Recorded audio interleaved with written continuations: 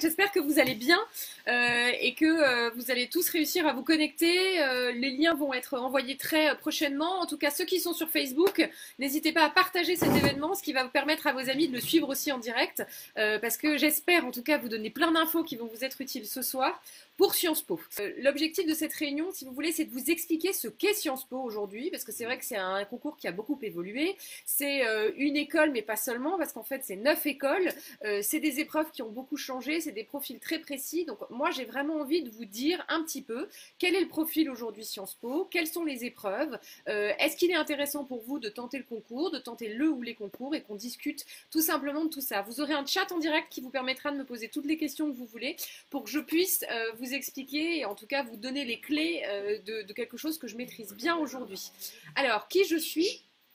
Je suis donc Élise Paez, responsable directrice en fait des programmes des cours du Parnasse, qui est un institut de préparation, donc c'est une prépa en fait pour différents concours.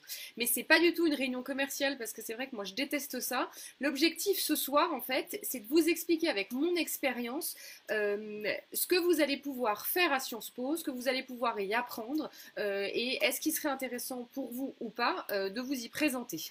Donc voilà, je vais du coup reprendre les différentes questions dans l'ordre et vous expliquer tout ça. Je vous précise que l'événement est organisé par le site Mes Études, qui est un site d'orientation qui demande très souvent à des instituts de préparation de faire différentes présentations sur des sujets un petit peu techniques. Donc n'hésitez pas à vous rendre aussi sur ce site régulièrement si vous souhaitez tout simplement vous renseigner sur des écoles ou sur différents concours, parce que c'est toujours, les informations en tout cas sont toujours bonnes à prendre et surtout pour vous permettre de prendre ensuite les bonnes décisions. Pour me situer un petit peu plus, j'ai un parcours assez particulier dans la mesure où à la base en fait j'ai commencé mes études à l'université d'Assas où j'ai fait du droit pendant 4 ans. J'ai ensuite complété ma formation par une année de droit américain et droit européen à l'université de Copenhague. Et en rentrant en France, j'ai décidé de passer le concours de Sciences Po Paris que j'ai intégré du premier coup et je suis rentrée directement en 4e année de Sciences Po Paris dans la spécialisation qu'on appelle droit économique qui fait maintenant partie de l'école de droit. À l'issue de cette formation, j'ai passé l'examen d'avocat et j'ai été ensuite avocat d'affaires pendant 4 ans. Je me suis spécialisée en droit pénal, donc j'ai fait du meurtre, des délits financiers, du recel, plein de choses, jusqu'à ce que je remise ma robe il y a maintenant 4 ans pour rejoindre les cours du Parnasse et aider l'Institut à développer les différentes formations et les élèves aussi à intégrer cette école qui me tient évidemment particulièrement à cœur. Alors, on va commencer par un petit jeu, mais pour ça, il faudrait que la technique me donne le chat que je n'ai pas. Donc le chat va arriver. On va commencer tout de suite par... Alors, attendez, excusez-moi, mais alors c'est vrai qu'on est dans des conditions très spéciales ce soir. Alors, la question que tout le monde doit se poser, c'est qu'ont ces personnes en commun? Parce que c'est vrai que vous voulez passer Sciences Po, mais finalement, vous ne savez pas vraiment ce que c'est. Donc, le chat qui arrive, merci. Alors, donc, je vous invite du coup à me dire ce qu'ont ces personnes en commun. Alors, je vous réponds peut-être, je vous guide un petit peu. En haut à gauche, vous avez quelqu'un qui est plutôt dans la communication politique. Donc, vous reconnaîtrez sûrement Jacques Attali. Vous avez dans un genre de communication un peu différent David Pujadas, qui donc là est plutôt dans le journalistique. Vous avez ensuite... Simon qui nous dit... Alors, excusez-moi, je suis désolée, mais alors on a des soucis avec ce chat que j'ai du mal à suivre aussi. Et c'est vrai que si vous ne pouvez pas m'aider... Ils sont passés par Sciences Po. Merci Simon, ils sont passés par Sciences Po, tu as raison, mais ils sont surtout passés par Sciences Po Paris. Et donc c'est ça qui est intéressant, parce que c'est de voir en fait que Sciences Po Paris vous propose de faire différents profils. Donc vous voyez en haut à gauche Jacques Attali, donc là on est plutôt dans la communication politique. Juste à côté de lui David Pujadas, là on est dans le journalisme. À côté de lui, donc Ingrid Betancourt que vous reconnaîtrez, qui était écrivain aujourd'hui, mais qui a aussi évidemment fait beaucoup de politique. Tout à droite, quand vous êtes face au PowerPoint à sa droite, ça c'est un peu plus difficile comme piège, je ne sais pas si vous le reconnaîtrez, mais c'est Christian Dior, qui est aussi passé par Sciences Po. En dessous, Jacques Chirac, ça qu'on reconnaît évidemment, j'aurais pu en mettre plusieurs parce qu'il y a eu beaucoup de présidents de la République qui sont passés par cette école. Dans un genre littéraire très différent, Vous avez Proust juste à côté de Jacques Chirac et à la fin du PowerPoint en bas à droite, Frédéric Becbédé, qui eux aussi ont fait Sciences Po. Et alors dans une toute autre branche, vous avez Anne Roumanoff. Donc si vous voulez, l'objectif c'est de vous montrer que le panel finalement il est très large et très vaste et vous avez beaucoup de profils très différents qui vous permettent ensuite, enfin en tout cas Sciences Po vous donne accès à des métiers très différents et fait des profils très différents dans des secteurs à la fois dans le privé et dans le public. Alors, deuxième page, qu'est-ce qu'ils ont en commun ces personnes-là? Je vous laisse réfléchir 2-3 secondes. J'ai encore des soucis de visionnage du chat, mais donc je ne sais pas vraiment. Et eux, alors, je vous donne la réponse. Eux sont passés du coup par Sciences Po, mais par des Sciences Po de province. En fait, mon objectif, c'est de vous dire qu'il n'y a pas que Sciences Po Paris dans la vie. C'est vrai qu'à tort, souvent, on ne pense qu'à Sciences Po Paris. Or, il y a évidemment des Sciences Po de province qui sont très intéressants. Vous voyez notamment en haut à gauche, vous avez Bernard Cazeneuve, qui est quand même notre ministre de l'Intérieur actuellement, qui lui est passé par Sciences Po Bordeaux. Il était avec notre ancien garde des Sceaux Mercier, qui est juste à sa droite. Vous avez ensuite Patrick Poivre d'Arvor, qui lui, c'est vrai, a fini par Sciences Po Paris, mais a commencé toute sa formation à Sciences Po Strasbourg, dans un genre très différent. Je me suis bien sûr trompée. En haut à gauche, c'était Jacques Toubon. Cazeneuve, vous le retrouvez en bas à droite. Donc Toubon et Mercier étaient ensemble, je vais y arriver, hein, à Sciences Po Lyon. En bas, nous avons Anne-Sophie Lapix, qui était donc avec Bernard Cazeneuve dans un autre Sciences Po, qui a été Sciences Po Bordeaux. Et après, assez surprenant, parce que c'est vrai que Christine Lagarde, on pourrait se dire qu'elle a fait Sciences Po Paris, mais en fait pas du tout. Elle était à Aix-en-Provence avec Fanny Ardant. J'aurais pu en mettre des dizaines et des dizaines, mais malheureusement, on n'aurait pas le temps. Mais tout ça pour vous dire que c'est des profils qui sont finalement très différents, très variés, et qu'il n'y a pas que Sciences Po Paris, donc ça ne veut pas dire qu'il faut que vous alliez forcément passer tous les Sciences Po, ça veut simplement dire qu'il faut vous intéresser sur tous les Sciences Po, il faut vous questionner sur tous les Sciences Po, il faut que vous alliez vous renseigner, savoir qui a quelle spécialité, ce qu'ont fait les Sciences Po en question après dans la vie professionnelle, est-ce qu'il y a une bonne insertion professionnelle, et en fonction de ça, choisir quelle école vous allez présenter. Et c'est là où ce sera peut-être intéressant de voir, c'est plutôt Sciences Po Paris, c'est plutôt d'autres Sciences Po, mais il faut que vous soyez assez stratégique. Il ne faut pas aller passer une école pour aller passer une école, il faut que vous voyez vraiment ce qui vous correspond. Comment est-ce qu'on identifie tout ça ?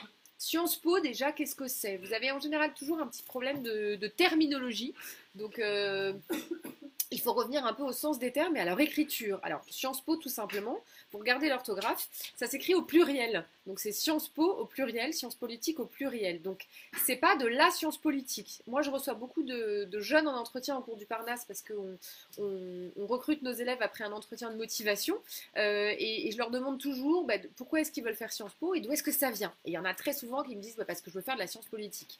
Et moi, je leur dis que c'est pas la bonne réponse parce que la science politique, en fait, vous n'en faites pas vraiment à Sciences Po. Vous faites de la science politique si vous prenez un cursus en sciences politiques à la Sorbonne, par exemple. Là, oui. Mais à Sciences Po, vous allez faire des sciences sociales et des sciences humaines. Et c'est ça qui est très intéressant, c'est que c'est beaucoup plus ouvert. Vous allez faire du droit, de l'histoire, de l'économie, de la science politique, oui, mais ce sera beaucoup plus ouvert qu'une simple vision de la science politique toute seule. Et à côté de ça, surtout, vous allez rajouter des électifs variés, j'en parlerai tout à l'heure. Et l'objectif d'un Sciences Po, pour ceux qui sortent de la première, c'est un peu ce que vous avez fait avec votre TPE cette année. En fait, c'est prendre un sujet donné. Si on prend la loi travail par exemple, au premier abord, on pourrait dire que c'est un problème de droit. En fait, la loi travail, c'est pas qu'un problème de droit, c'est un problème économique, parce que c'est d'ailleurs pour ça qu'elle existe à la base. C'est aussi un problème sociologique, parce que c'est justement ce qui explique un peu cette lutte des classes en ce moment. C'est un problème historique, parce qu'on est en train d'essayer de remettre en cause des droits acquis. C'est différentes choses qui fait qu'on va essayer d'envisager le problème sous différents angles. Et en fait, la vision qu'on vous donne dans un institut d'études politiques, c'est celle-là. C'est comment ne pas être obtus sur un seul sujet, mais pouvoir l'aborder dans différents angles. Donc si vos TPE, par exemple, vous ont beaucoup plu, si vous avez adoré ça, c'est peut-être intéressant, justement, pour vous de penser à Sciences Po, parce que ce sera une vision qui vous intéressera, en tout cas j'espère, pour ce que vous ferez dans vos études. Une fois qu'on a dit ça, les Sciences Po, ils sont où? Alors, vous avez aujourd'hui 10 instituts d'études politiques que vous pouvez intégrer en première année, donc l'année qui suit votre bac. Les instituts d'études politiques, quels sont-ils? Vous avez Sciences Po Paris, donc qui est évidemment enfin, le Sciences Po traditionnel, mais je vous dirai tout à l'heure qu'il n'est plus forcément toujours à Paris. À côté, vous avez, si vous voulez, les petites flèches vertes, ce sont les IEP, les Sciences Po qui ont leur concours à part. Donc Paris a un concours à part, Bordeaux a un concours à part et Grenoble a un concours à part. Et à côté de ça, vous avez ce qu'on appelle traditionnellement les autres Sciences Po de province. Là, ils sont plusieurs, parce qu'ils sont 7. Vous avez Lille, qui est très reconnue, notamment pour une spécialisation en journalisme, je vous en reparlerai tout à l'heure. Strasbourg, Lyon, Aix-en-Provence, Toulouse, Rennes, et le tout dernier né qui est Saint-Germain-en-Laye, qui a été créé justement à la demande des Parisiens, parce que beaucoup d'étudiants voulaient trouver un autre Sciences Po que Sciences Po Paris, près de Paris physiquement. Et donc Saint-Germain-en-Laye est aussi une option en fait qui est très demandée et qui donc en tout cas mérite que vous vous posiez la question de savoir si vous souhaiteriez l'intégrer ou non. Donc, une fois qu'on a un peu le panel de ces 10 Sciences Po, on va un peu s'interroger sur Sciences Po Paris. Alors, Sciences Po Paris, c'est quoi? Il est très important que vous vous posiez la question, il est très important que vous ayez un peu une réponse. J'ai pas de réponse miracle parce que finalement c'est très compliqué de savoir exactement ce que c'est, mais on a quand même des indices et c'est les indices qui vont vous permettre de voir si vous vous y reconnaissez, si vous correspondez à ce fameux profil Sciences Po et en tout cas s'il serait cohérent que vous déposiez votre candidature ou non. Alors, d'abord, Sciences Po, c'est une école qui est tournée vers l'international. Donc, c'est vrai que si l'étranger vous fait peur, moi j'ai eu des élèves parfois, c'est pour ça aussi que les entretiens de motivation que je fais sont importants, qui avaient très peur de l'étranger, qui avaient peur de partir loin de leur famille. Ça, c'est sûr que c'est pas vraiment compatible avec Sciences Po. Alors, pourquoi? Parce que vous avez une troisième année qui est forcément à l'étranger, donc avec énormément d'universités partenaires, toutes les plus belles universités en fait partenaires. Donc, vous avez Columbia à New York, Harvard, NYU, des universités en Angleterre, des universités en Inde, vraiment dans le monde entier. Et ça, c'est une expérience qui est formidable. Cette troisième année, donc, elle se fait soit en université, soit en partenariat, enfin en stage en fait, dans une entreprise ou une institution partenaire de Sciences Po. Pourquoi est-ce que c'est une école qui est tournée vers l'international? C'est aussi parce que sur le campus, un étudiant sur deux ou presque est étranger. Et ça, c'est très important en fait. Parce que c'est vrai que du coup, dans l'approche des cours, c'est une approche qui est assez différente et qui est assez riche, parce que vous avez beaucoup à apprendre d'autres cultures. Je ne sais pas si ce soir, je n'ai pas de visibilité sur le chat, alors je vous laisse discuter entre vous s'il fonctionne, mais j'aime toujours bien savoir, et normalement je devrais l'avoir dans quelques minutes, s'il y a des gens qui ont des doubles nationalités. Donc je vous invite à nous l'indiquer du coup sur le chat, parce que c'est toujours intéressant de le savoir, parce qu'en fait, si vous avez ce critère double nationalité-là, ça veut dire que vous avez un petit peu plus de chance, en tout cas vous avez un élément qui est très positif sur votre dossier Sciences Po, parce que c'est un critère qui est beaucoup aimé. L'international, ça se traduit aussi comment sur Sciences Po? C'est un institut qui est reconnu internationalement. Et c'est vrai que ça c'est assez marquant, parce que moi quand j'étais jeune, je connaissais beaucoup Columbia ou Harvard, parce que c'était tout simplement des universités que je voyais dans les séries ou les films américains. Et en fait, j'ai été très frappée en allant vivre à l'étranger de voir que les gens, tout le monde à l'étranger, que ce soit les Anglais, les Australiens, les Américains, connaissent Sciences Po Paris. C'est vrai que Richard Descoings, quand il a repris l'école il y a plusieurs années de cela, aujourd'hui c'est un autre directeur, mais en tout cas, lui, quand il a été à la tête de cette école, il a vraiment eu à cœur de développer le côté international, le côté partenariat, et il a réussi à créer en fait des partenariats dans toutes les plus grandes universités du monde, ce qui fait que toutes les universités du monde connaissent Sciences Po, les étudiants des plus grandes universités du monde connaissent Sciences Po, ces étudiants viennent en échange à Sciences Po, et du coup, il y a un effet très bénéfique qui fait que Sciences Po est extrêmement connu et reconnu à la fois dans le milieu universitaire et aussi dans le milieu professionnel, parce que, comme je vous le dirais, il y a aussi beaucoup de stages qui sont proposés à l'étranger par Sciences Po. Donc voilà, donc ce côté international est très important et il va se traduire aussi dans la suite de votre carrière et dans votre vie professionnelle, parce que Sciences Po, par son association Sciences Po Avenir, vous donne accès à des propositions d'emploi et de stages à l'étranger. Sciences Po, c'est quoi d'autre? C'est une école de la curiosité intellectuelle. Alors, ça veut un peu tout dire et rien dire, si vous voulez. Il y en a beaucoup qui disent, oui, je suis curieux, etc. Moi, j'aime toujours aller plus loin et dire, mais très bien, ça se traduit comment dans ton quotidien? Donc, il faut vous demander, vous êtes curieux, ben, qu'est-ce que vous faites pour montrer que vous êtes curieux? Alors, être curieux, ça veut dire justement, ben, quand un problème se pose, on va aller chercher sur Internet, on va essayer d'aller comprendre les tenants, les aboutissants, les différentes problématiques qui sont posées autour de la question et essayer un petit peu de trouver une solution, en tout cas de comprendre un peu mieux tout simplement le problème, mais sans avoir une vision obtuse de la chose. L'avantage de Sciences Po, c'est que pour vous donner les clés en fait, pour vous apprendre ça, on vous donne accès donc aux sciences sociales que je vous ai indiquées tout à l'heure classiques, que sont le droit, l'économie, l'histoire, mais vous avez ce qu'on appelle des électifs. Alors les électifs, ça va être initiation à l'entrepreneuriat par exemple, parce qu'aujourd'hui je vous expliquerai, mais Sciences Po est un peu une business school. Donc on vous permet de vous initier dès la première année. Vous aviez l'année dernière un cours sur l'invention de la scierie, la fabrique d'une nation. Donc là, ça a été, ils étaient assez précurseurs sur le sujet, mais du coup, c'est vrai que c'était intéressant pour comprendre le monde arabe et l'évolution du monde arabe. Vous aviez aussi un cours sur religion et politique, un cours sur la passion de l'argent, de la folie de l'avare à la chute du trader.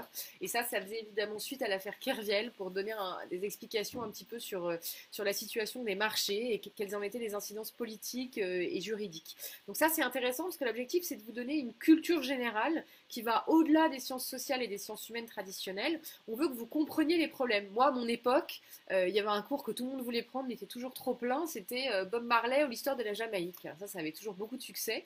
Et le but, c'était surtout de vous donner une culture générale pour être capable de comprendre effectivement des problèmes sur différents angles, mais là, concernant Bob Marley, c'est surtout pour permettre à un Sciences Po, par exemple, d'intervenir dans un dîner un petit peu mondain sur un sujet un peu plus ludique que va être Bob Marley. Le but, si vous voulez, c'est que vous soyez en mesure d'intervenir très vite et très efficacement sur des sujets de tous ordres qui vont être politiques, économiques, culturels. Donc on va être dans le cinéma, dans les expositions, dans la musique, dans plein de choses. Et ça, c'est très intéressant et c'est très riche à Sciences Po. Le rythme de travail, c'est quoi ? Peut-être qu'il y en a ici qui se posent la question de savoir est-ce que je vais faire une prépa par exemple, ou est-ce que je vais aller à la fac, ou est-ce que je vais aller à Sciences Po. Bon, alors Sciences Po, vous avez plus de boulot obligatoire qu'à la fac en première année, parce qu'en première année à la fac, vous êtes plutôt à 4 à 6 heures obligatoires par semaine. Il y a d'autres heures de cours, mais qui ne sont pas obligatoires, donc c'est vrai que parfois c'est contraignant pour vous. Et vous avez par contre donc, moins d'heures que si vous êtes en prépa, parce qu'en prépa, vous avez les heures de cours obligatoires, donc 8 à 10 heures par jour, et puis vous avez le travail ensuite à la maison. Sciences Po, on est plutôt sur des journées de 6, 7, 8 heures, mais jamais plus. Vous pouvez même parfois, sur certains semestres, les regrouper sur 3-4 jours dans la semaine pour vous libérer d'autres périodes de temps. Le but étant de vous dire que oui, vous êtes là pour apprendre, mais vous êtes aussi là pour faire autre chose. Et ça, c'est très important à Sciences Po. Il faut que vous ayez du temps pour avoir de l'associatif, pour avoir des activités extrascolaires, pour faire des stages, pour vous engager dans des projets. Et ça, c'est très important. Et ça veut d'ailleurs dire que quand vous postulez à Sciences Po, on doit déjà voir que vous n'êtes pas simplement de bons étudiants, mais que vous avez aussi du temps, vous consacrez du temps sur de l'extrascolaire et sur différentes choses. Ça, c'est vraiment très important. Et alors, Sciences Po vous donne la possibilité de faire tout ça parce que vous avez plus d'une centaine d'associations très variées. Vous avez des associations, évidemment, il y a un groupe de théâtre, vous avez Radio Sciences Po. Ça, c'est assez passionnant parce que c'est vrai qu'à chaque élection présidentielle, vous avez des candidats qui viennent et qui défendent leur programme sur Radio Sciences Po en direct. Vous avez un journal, vous avez une association œnologie, une association cuisine. Alors vraiment, tout le monde trouve son bonheur. C'est vrai que c'est assez incohérent en fait de venir dans une école comme Sciences Po et de ne pas profiter de ça parce que c'est énormément enrichissant et en plus ça vous fait rencontrer des gens d'autres cours que les vôtres, donc ça vous permet d'agrandir votre réseau et ça c'est très important. Donc voilà, alors c'est une école qui est tournée vers l'international, c'est une école qui veut des curieux et c'est une école qui veut des ambitieux. C'est pas du tout péjoratif quand je dis ça, il y a des gens qui sont pas ambitieux simplement parce qu'ils ont fait un peu le calcul de leur vie puis qui se disent qu'ils préfèrent consacrer plutôt en tout cas se mettre sur des métiers un peu moins prenants et avec un peu moins de responsabilité pour se consacrer à leur vie personnelle, développer leur vie de famille, prendre plus de temps pour voyager ou autre. Ça, c'est vrai que ça correspondra un peu moins au profil du Sciences Po. Le candidat Sciences Po, en tout cas, qu'on veut voir au moment de la postulation à Sciences Po, c'est quelqu'un qui en veut, qui est très ambitieux, qui montre en tout cas qu'il n'est pas là par hasard. Et alors, comment est-ce que ça se traduit dans l'enseignement à Sciences Po ? On fait beaucoup travailler les élèves autour de la rhétorique. Donc chaque cours notamment est introduit par un exposé d'un élève de 10 minutes, ça c'est le format traditionnel, et c'est toujours assez difficile à respecter d'ailleurs, et vous avez toujours un format très cadré, parce que tout simplement on s'est rendu compte qu'au bout de 10 minutes, en général, l'auditoire n'écoute plus rien. Donc là j'espère que je ne vous ai pas encore perdu, mais vu que je n'ai pas ce chat, je ne peux pas le savoir, mais donc j'espère que vous êtes là et que vous tenez, et surtout que vous partagez l'événement avec vos amis, pour qu'ils profitent tous de ces bons conseils, parce que rassurez-vous, ça ne vous donnera pas plus de chance ou moins de chance de l'avoir. Donc au contraire, Sciences Po c'est aussi un concours qui se passe à plusieurs. Donc partagez. Alors, la rhétorique, donc au cœur de l'enseignement, ça c'est très important. Donc ça veut dire que on vous apprend à intervenir sur un peu n'importe quel sujet en 10 minutes et à donner les arguments chocs très rapidement. Et ça c'est assez intéressant. Et c'est ce qui du coup va faire le bon politicien, le bon avocat, le bon communicant, justement faire de vous que vous allez très vite pouvoir mettre en avant vos objectifs et surtout le sens de votre propos. Une école d'ambition aussi, pourquoi? Parce que les débouchés professionnels sont quand même de très haut niveau, très variés. J'en reparlerai tout à l'heure, mais c'est vrai que vous avez tous les secteurs qui sont couverts, à la fois du privé et du public. Donc ça, c'est quand même très important pour vous tous, pour le savoir, parce que vous avez toujours cette question, finalement, qu'est-ce qu'on fait après Sciences Po? Alors, je vous laisse attendre quelques minutes, un peu de suspense. Je vous dirai précisément quelles sont les spécialisations à Sciences Po, mais vous pouvez vraiment faire beaucoup de choses. Des anciens élèves prestigieux, donc effectivement, je vous en montrais quelques-uns tout à l'heure. Vous en avez dans le privé, vous en avez dans le public, vous en avez dans beaucoup de secteurs différents, mais c'est vrai que ça fait partie. C'est un argument qui pour moi est tout à fait louable. Je veux rentrer à Sciences Po parce que j'ai envie d'être comme ces gens-là. Et c'est vrai que c'est motivant d'aller dans une école où il y a eu des gens derrière qui ont quand même bien réussi. Donc ça, c'est aussi quelque chose qui est intéressant. Donc Sciences Po Paris, finalement, c'est quoi? C'est une école qui va être très ouverte sur l'international, qui veut des curieux et qui veut des ambitieux. Si déjà vous vous reconnaissez un peu dans ce profil-là, vous faites bien de vous poser la question de l'école. Maintenant qu'on a dit ça, on va arriver un petit peu aux révélations de la soirée, parce que c'est vrai que l'école a beaucoup beaucoup changé, et donc il y en a beaucoup aujourd'hui qui postulent sans savoir vraiment à quoi ils postulent. Alors, ce que vous allez là, c'est que Sciences Po, donc c'est un programme qui se passe sur 5 ans, et c'est à l'issue de ces 5 années que vous avez votre diplôme de Sciences Po. Avant ça, vous n'avez pas votre diplôme, et vous ne pouvez pas du coup dire que vous êtes un Sciences Po, parce que vous n'avez pas le diplôme. Les 3 premières années forment ce qu'on appelle le collège universitaire de Sciences Po, et c'est à l'issue de ces 3 premières années-là que vous avez le bachelor. Après ce bachelor, vous entrez dans ce qu'on appelle la spécialisation, le master de Sciences Po. On va y revenir sur les différentes spécialisations.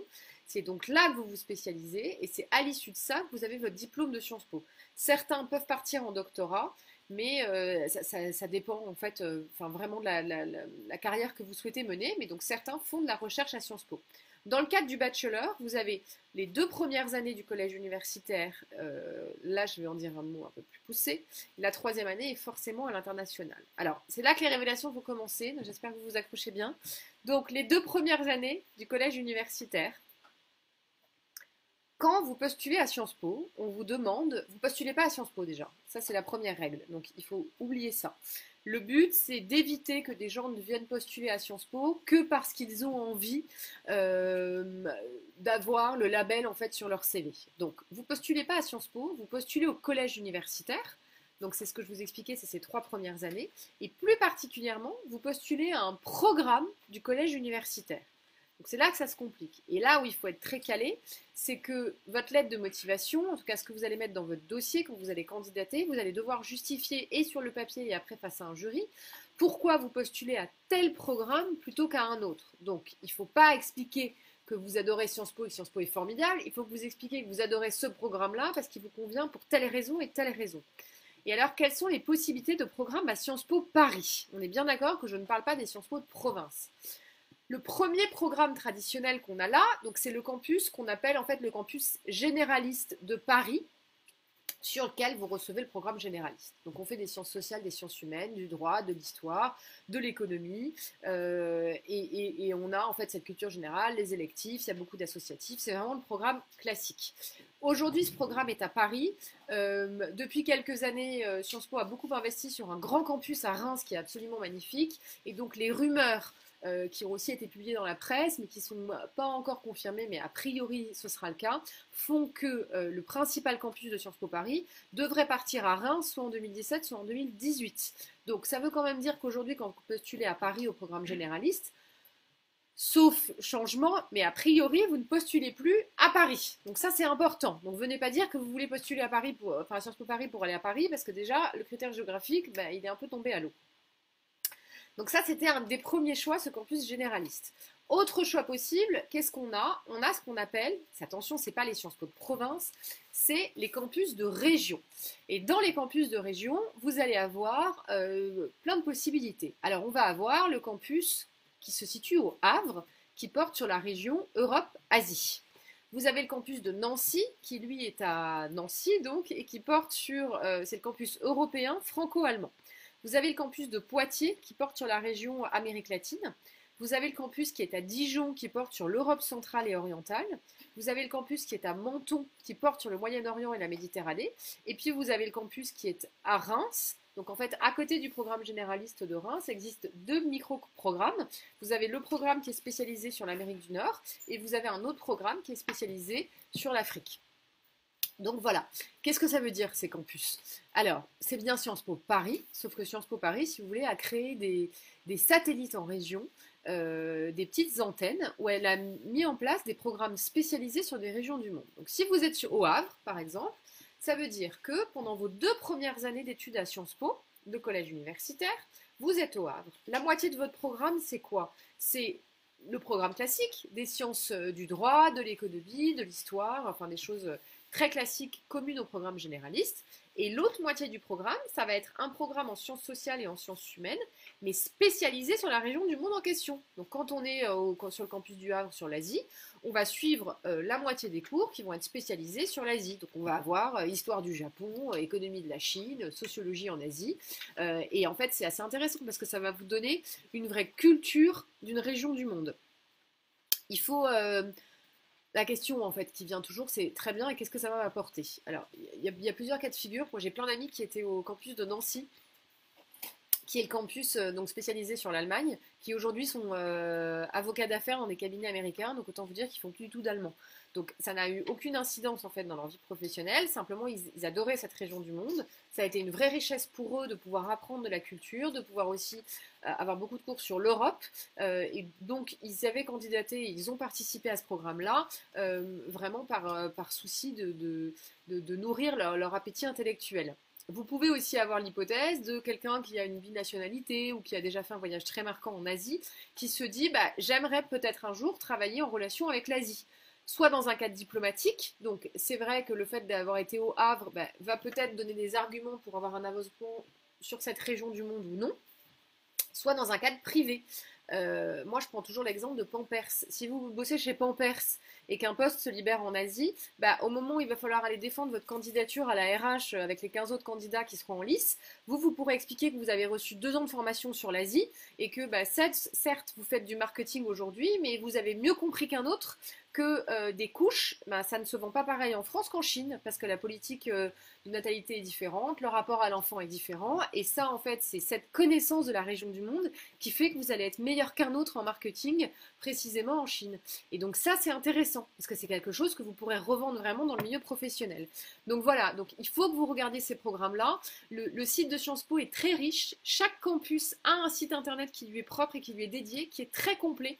Donc moi, je vous invite vraiment à aller voir, à aller fouiller et à aller regarder les maquettes pédagogiques pour les matières, parce que c'est ça qui est très intéressant. Par contre, vous faites attention, parce que il faut que vous choisissiez une région du monde sur laquelle vous allez avoir quelque chose à dire. Si vous voulez, moi j'ai eu une année un candidat sur l'Asie, ça ne veut pas du tout dire que vous avez voyagé en Asie pendant des années, que vous avez vécu au Japon, ou j'en sais rien. Moi j'en ai eu une année qui a été pris, il n'avait jamais mis les pieds en Asie, simplement il était fan de manga. Et c'était un élève qui était extrêmement intéressant, il y avait une super lettre de motivation, et à l'oral, il a expliqué en fait au jury que pour lui l'Asie c'était passionnant et qu'il avait découvert ça au travers des mangas, parce que les mangas lui en fait avaient à chaque fois une vision un peu historique, économique, politique du pays, et il a livré une analyse en fait très poussée de différents mangas qu'il regardait au jury, qui font qu'ils ont été convaincus de sa passion, en tout cas de son intrigue pour la région du monde en question. Et donc il est parti en Asie. Cette année, par exemple, c'est sûr qu'après les attentats, il y a eu beaucoup de candidatures, en tout cas parmi nos élèves, à Menton. Parce que c'est vrai que tout le monde avait un peu envie de comprendre le monde arabe et le Moyen-Orient. Donc voilà, mais il faut quand même que vous vous disiez que le programme que vous choisissez pourrait faire l'objet d'une question à l'oral. Et notamment, bah, si vous candidatez à Poitiers, on peut vous parler de toute la politique de l'Amérique latine depuis les 10 dernières années. Donc il faut quand même être un peu au courant. Voilà, il ne faut pas débarquer. Donc, 2 choix de programme possibles pour l'instant, soit programme généraliste, soit un programme de région. Troisième possibilité, les doubles diplômes. Alors, les doubles diplômes, c'est quoi? C'est pareil pendant ces 2 premières années à Sciences Po. Là, vous postulez à un double diplôme qui implique que la moitié du temps, vous allez être à Sciences Po à suivre des cours classiques, donc là, vous restez à Paris. L'autre moitié du temps, vous allez être à l'université à suivre un programme, une mention en fait universitaire particulière. Et là, vous allez être soit en histoire, soit en littérature, soit en philo, soit en maths, soit en sciences. Là encore, ces doubles diplômes, en fait, ils ont vraiment été créés pour des profils de jeunes qui hésitent entre Sciences Po et la prépa, qui ont peur d'être un peu frustrés intellectuellement, qui adorent les maths et qui en fait n'ont pas envie de laisser tomber les maths. Même si vous en avez un peu à Sciences Po, ils ont envie d'aller plus loin et d'en faire encore plus. Et ça en fait c'est formidable parce que c'est vrai qu'on vous donne la possibilité d'aller à la fac en philo par exemple. Si vous voulez, aujourd'hui vous n'allez pas aller en fac de philo, ça servira à rien, il n'y a pas de débouché. Quelqu'un qui veut faire de la philo ou être prof de philo, il ne va pas en fac de philo, il fait normal sup, après il passe l'agrégation et après il est prof de philo. Là, par contre, ce que Sciences Po vous donne comme très belle opportunité, c'est aller passer la moitié de votre temps en fac de philo, l'autre moitié de votre temps à Sciences Po, et au final avoir à la fois le diplôme de philo et le diplôme de Sciences Po. En fait, faire de la philo pour à la fois avoir un diplôme au final qui est le diplôme de Sciences Po qui vous donnera un boulot. Et ça, c'est passionnant. Mais là encore, il faut faire attention, parce que si vous postulez à ça, notamment en histoire, c'est pas simplement parce que vous êtes bon en histoire au lycée. Moi, j'ai toujours cet élève qui m'a toujours beaucoup marqué, qui avait eu un A à son dossier justement en postulant au campus histoire, parce que passionné d'histoire. Et bien la question derrière, c'est très bien, comment ça se traduit dans votre quotidien. Ben lui, il adorait, donc il avait participé au train de la mémoire en première, après il était parti rénover un camp de concentration en Pologne, là cet été il va rénover un autre camp de concentration en Allemagne, il avait lu des dizaines et des dizaines de bouquins en histoire, il était vraiment capable d'expliquer pourquoi oui l'histoire ça l'intéresse, et pourquoi ça l'intéresse suffisamment pour en faire plus que ce que Sciences Po, le programme classique, ne propose. Parce qu'à Sciences Po, il y a de l'histoire, mais l'intérêt du double diplôme, c'est que là, vous allez faire de l'Antiquité, vous allez faire du Moyen-Âge, vous allez faire d'autres périodes et vous allez en faire plus. Donc voilà. Donc, il faut quand même postuler à ces programmes-là si vous êtes capable de justifier un goût pour la matière dans votre quotidien. C'est très important, sinon vous vous ferez avoir. Soit ça passera pas dans le dossier, soit à l'oral, en fait, ça passera pas. Donc c'est très important. Une fois qu'on a dit ça, donc vous avez 3 possibilités de choix, c'est ce que je vous disais. Quand vous candidatez à Sciences Po, vous avez 2 choix de programme à mettre. Donc, soit le programme généraliste, soit un campus de région, soit les doubles diplômes. Si vous postulez un double diplôme, c'est forcément un choix numéro 1. Et en choix numéro 2, vous mettez soit le campus généraliste, soit un campus de région. Si par contre, vous ne voulez pas de double diplôme, bah, le choix est libre. Donc, vous pouvez mettre le campus généraliste en choix 1, un campus de région en choix 2. 2 campus de région. Là, par contre, c'est toujours plus compliqué d'expliquer pourquoi on est à la fois passionné du Havre et d'Europe d'Europe occidentale, orientale plutôt. Donc ça, il faut quand même arriver à le justifier.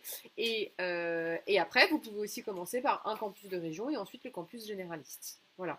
Donc, j'espère que vous avez bien compris que c'est très différent des Sciences Po de province. C'est vraiment les Sciences Po Paris qui s'est implanté en province. Et d'ailleurs, c'est pas les mêmes villes.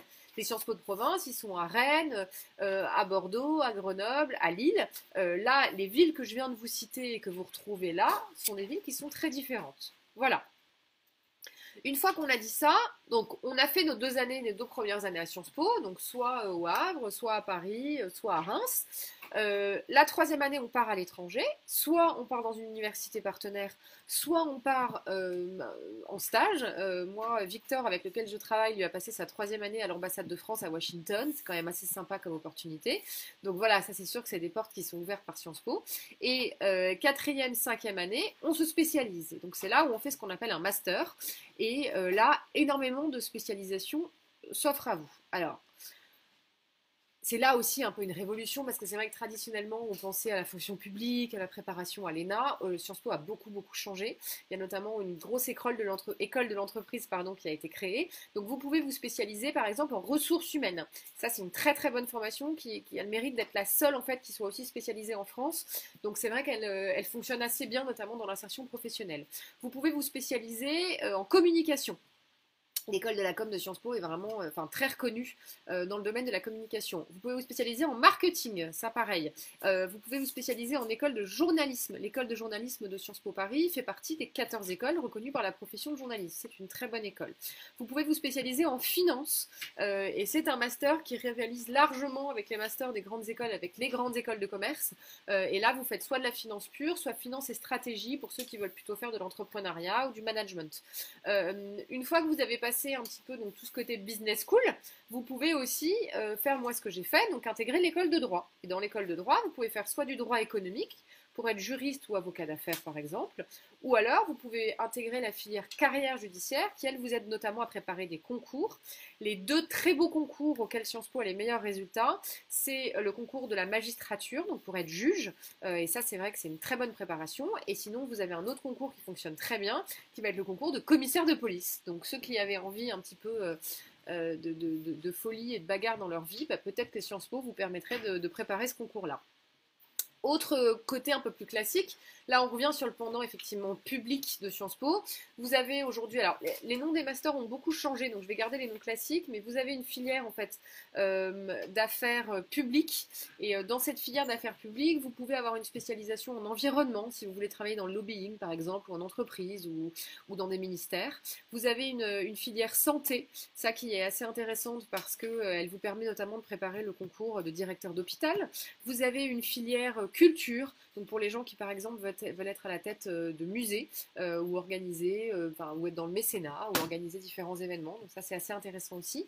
Vous avez la filière généraliste qui là vous permet de préparer différents concours, notamment le concours de l'ENA. C'est pour ça qu'on dit que Sciences Po est l'antichambre de l'ENA. Ça ne veut pas dire que quand vous êtes à Sciences Po vous rentrez forcément à l'ENA, ça veut dire que statistiquement Sciences Po Paris rentre beaucoup de gens à l'ENA. Voilà. Vous avez une autre spécialisation en affaires européennes, donc ça c'est pour les gens qui veulent plutôt travailler dans les affaires européennes, soit en passant d'ailleurs ou pas des concours, dans les différentes institutions ou dans le privé. Et vous avez ensuite les affaires internationales, où là il y a beaucoup de sous-divisions, mais c'est pour beaucoup des gens qui veulent travailler dans l'humanitaire, dans l'associatif, dans les ONG, et vous avez notamment en fait par cette filière-là une préparation aux différents concours qui permettent d'intégrer l'ONU, et donc ça qui du coup est assez demandé. En fait, Sciences Po vous pouvez tout faire en gros, sauf ingénieur et médecine, donc ça c'est l'avantage. Et c'est vrai que ce qui est assez intéressant, c'est que quand vous rentrez en première année, on vous demande quand même d'avoir une petite idée, mais on ne vous demande pas d'avoir une idée arrêtée, et surtout vous avez le luxe de pouvoir changer d'avis en cours de cycle, en tout cas jusqu'à la fin de votre troisième année, et ensuite vous avez un panel de formation qui est tellement large que vous pourrez vous réorienter comme vous le souhaitez. Donc ça c'est vrai que c'est extrêmement intéressant et enrichissant. J'espère que c'est un peu plus clair pour vous parce que c'est vrai que ça a beaucoup changé et au final c'est pas si compliqué, mais il faut quand même connaître un petit peu le sujet. Alors les Sciences Po de province, il faut y penser parce que les Sciences Po de province finalement c'est des formations qui sont assez proches. Déjà elles ont toutes un excellent niveau, d'ailleurs elles font toute partie de la conférence des grandes écoles. C'est des écoles qui sont aussi en 5 ans, à l'issue desquelles vous avez un diplôme de bac plus 5, ce qui n'est pas le cas de toutes les écoles, et donc vous avez un diplôme niveau master qui est reconnu aussi évidemment à l'étranger. L'organisation de la scolarité est assez semblable à Paris parce que vous avez toujours 2 années de tronc commun, une 3e année à l'étranger, et après les 2 dernières années sont des années de spécialisation. Pour se différencier pas mal de Sciences Po Paris, les Sciences Po de province ont créé des partenariats en fait assez intéressants avec beaucoup d'écoles, notamment quand vous allez à Sciences Po Lyon, vous avez la possibilité d'avoir une passerelle pour passer le concours, donc c'est un concours particulier qui vous permet d'intégrer l'EM Lyon, et donc d'avoir en même temps le diplôme de Sciences Po Lyon et le diplôme de l'EM Lyon. L'école de Lille, Sciences Po Lille, a créé un partenariat qui est très intéressant avec l'école de journalisme de Lille, donc ça veut dire en général que quand vous êtes à Sciences Po Lille, vous avez quand même de très grandes chances d'intégrer cette école de journalisme qui est aussi dans les 14 écoles qui sont reconnues par la profession. Vous avez également Sciences Po Lille qui a créé un autre partenariat avec des universités britanniques qui vous permettent de partir non pas 1 an mais 2 ans dans une université britannique et d'avoir ensuite un double diplôme. Voilà, vous avez vraiment un panel de choses qui est très large, et sur les spécialisations elles sont très variées. Si vous voulez, tous les Sciences Po vous proposent, vous pouvez à 4e, 5e année, vous faites des relations publiques, relations internationales, de la communication, il y en a qui ont du droit. Tous les Sciences Po en fait ont beaucoup de spécialités. Après il y a des spécialités phares, donc effectivement à Sciences Po Lille c'est le partenariat avec l'école de journalisme, donc c'est l'école de journalisme. À Strasbourg, la proximité du Parlement fait qu'on est plutôt sur la spécialisation européenne, donc tous les gens qui veulent travailler autour des affaires européennes. Affaires publiques et relations publiques, et aussi le métier de la politique, c'est Aix-en-Provence qui a toujours été reconnu pour avoir de très bons résultats au concours. Voilà, et donc il faut que vous regardiez en fait. Moi vraiment le message ce soir il est d'aller voir ce que proposent ces Sciences Po de province, allez voir les programmes, vous allez voir qu'ils sont loin d'être faciles à intégrer, c'est d'ailleurs pour ça que ce sont de très bonnes écoles, mais allez voir ce qu'ils proposent, allez voir, allez fouiller sur les profils LinkedIn sur Internet pour voir ce que les gens de Sciences Po Strasbourg, Sciences Po Lyon ou autres ont fait après et quels sont leurs métiers, pour voir en fait quels sont les débouchés qui vous sont offerts. Voilà, parce que c'est ça aussi qui est important, c'est de voir quels métiers ces écoles-là vont vous permettre d'avoir par la suite. Alors maintenant qu'on a dit ça, c'est très bien. On a identifié qu'il y avait plein d'écoles et que vous avez beaucoup de boulot à faire pour aller rechercher tout ça et affiner vos connaissances de l'école. Mais finalement, comment est-ce qu'on y rentre? Alors, euh, Sciences Po Paris, c'est ce qui a aussi beaucoup changé. Vous y rentrez à 2 moments dans votre vie. Le premier moment, c'est votre année de terminale. Vous passez un concours pendant l'année de terminale qui vous permet d'y rentrer l'année qui suit le bac. C'est la seule condition. Donc en fait, que ce soit votre première, votre deuxième ou votre cinquième terminale, on s'en fiche un peu. Il faut juste que vous soyez en terminale. Alors je dis pas ça, il ne faut pas que vous redoubliez pour passer Sciences Po, mais voilà, la condition c'est celle-là. Bac plus 1, c'est fini. Donc ça a été pendant un temps où vous pouviez passer Sciences Po Paris, on faisait des hypocagnes, option Sciences Po à l'époque, pour passer Sciences Po Paris à Bac plus 1, ça n'existe plus. Le seul moment où vous pouvez le repasser, c'est à partir de Bac plus 3. Donc à partir du moment où vous êtes titulaire ou en cours de titularisation d'une licence 3, d'un niveau de licence 3, en tout cas à la fac.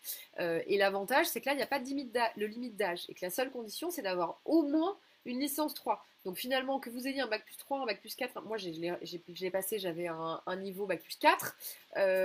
Donc en fait, ça dépend complètement. Il faut simplement que vous ayez cette condition de licence 3. L'avantage, c'est qu'il n'y a pas de limite d'âge à Sciences Po. Donc d'ailleurs, si des parents nous regardent ce soir et ont des révélations, alors n'hésitez pas à aller passer le concours. Et surtout, c'est effectivement, en fait, on peut intégrer Sciences Po à n'importe quel âge. Et nous, on a eu il y a 3 ans, ça a été exceptionnel, un de nos candidats, Jean-Louis, qui avait 45 ans, qui voulait intégrer Sciences Po parce qu'il était réserviste dans l'armée, infirmier, et qui du coup s'était dit qu'il allait se lancer dans l'aventure à 45 ans, ce qui était quand même assez osé. Et il a intégré Sciences Po, la filière santé, pour préparer le concours de direction d'hôpital. Et ça, c'était quand même assez fou. Donc si ça crée des vocations ce soir, les parents, lâchez-vous. J'espère que vous continuez à partager l'événement, surtout sur Facebook, et que beaucoup d'autres profitent du live et de ces différentes infos. Je suis désolée si vous posez des questions, mais alors je ne les vois pas. Donc vous pourrez ensuite, si vous voulez, poster différentes questions sur Live Academy et j'essaierai de vous répondre comme je le veux. Live Academy d'ailleurs, ou mesétudes.com ou la page Facebook des cours du Parnasse et j'essaierai de vous répondre ce soir ou demain, promis.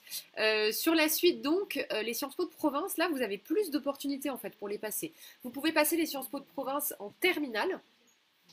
Donc là, c'est pour le concours d'entrée en première année. C'est le concours commun, qui est commun à Aix, Lille, Lyon, Rennes, Saint-Germain-en-Laye, Strasbourg et Toulouse. Donc c'est un seul concours qui vous permet de postuler à tous ces IEP. À côté, vous pouvez passer le concours d'entrée en première année à Bordeaux. Et vous pouvez aussi passer un autre concours, qui est le concours d'entrée en première année à Grenoble. L'année qui suit le bac, vous pouvez repasser le même concours que le concours de première année. Donc ça, c'est assez intéressant parce que c'est vrai que vous avez une deuxième chance pour repasser ce concours-là. Si vous êtes aussi dans une filière un peu particulière, vous avez la possibilité de passer ce qu'on appelle le concours commun d'entrée en deuxième année. Donc là, vous rentrez directement en deuxième année de Sciences Po de province. C'est pas forcément ouvert à tout le monde, donc il faut regarder, mais il faut savoir que ça existe parce que si ça vous est ouvert, ça peut être très intéressant. Vous pouvez aussi rentrer à Grenoble en deuxième année. Bordeaux, par contre, n'est plus ouvert. Pour les autres années, je vais vous laisser aller regarder avec chaque IEP parce que chaque IEP va ensuite avoir une procédure qui est différente. Et donc vous allez regarder vous de votre côté en fonction de l'IEP qui pourrait vous intéresser, quelles vont être les portes d'entrée, à quel stade et quelles sont les conditions pour chacune d'entre elles. Moi c'est vrai que ce qui m'intéresse c'est ce que vous pouvez faire au lycée et donc maintenant on va d'ailleurs parler des différentes épreuves et des formats d'épreuves que vous devez bien maîtriser parce que c'est peut-être ce qui vous attend cette année. Alors, la première épreuve de Sciences Po Paris à laquelle vous ne pensez pas forcément, c'est pas du tout l'histoire, c'est pas l'éco, c'est pas l'anglais, c'est le dossier.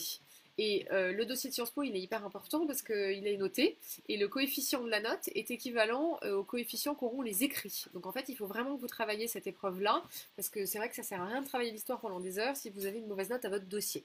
Alors, le dossier, c'est quoi? Les éléments, c'est quoi? Oui, il y a les notes. Donc les bulletins de seconde, les bulletins de première, le premier bulletin de terminale, donc le premier trimestre, et les notes du bac anticipé.